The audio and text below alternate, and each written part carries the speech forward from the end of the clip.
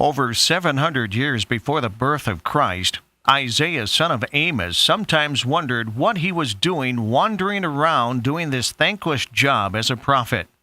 He knew he lived in tumultuous times. The people crowding the dusty streets of Jerusalem were enjoying God's many gifts, but they were not very willing to obey God. There were plenty of old men and women around who gossiped and whined and judged everyone else. And yet, even the meaning of Isaiah's name, Yahweh Saves, seemed to make him right for this job. He knew he could get the message out to the people of Judah and let them know of the incredible gift that God was preparing for them. His vision was indeed remarkable, a metaphor of peace, where God refashions the weapons of war into the tools of the land. And then Isaiah let his people have a glimpse of the light. Just as the promise of a Savior illuminates the Advent season into the present time. And his news that would change the world, has resonated through the centuries.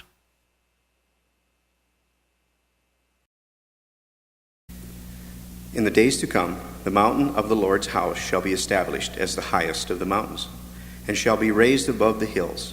All the nations shall stream to it. Many people shall come and say, Come, let us go up to the mountain of the Lord, to the house of the God of Jacob, that he may teach us his ways, and that we may walk in his paths.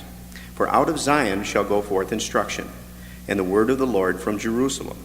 He shall judge between nations, and shall arbitrate for many peoples.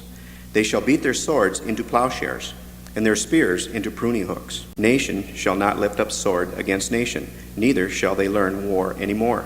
O house of Jacob, come, let us walk in the light of the Lord. The people who walked in darkness have seen a great light. Those who live in a land of deep darkness, on them light has shined. You have multiplied the nations, you have increased its joy. The rod of the oppressor you have broken. For to us a child is born, to us a son is given, and the government will be on his shoulders, and he will be called Wonderful Counselor, Mighty God, Everlasting Father, Prince of Peace.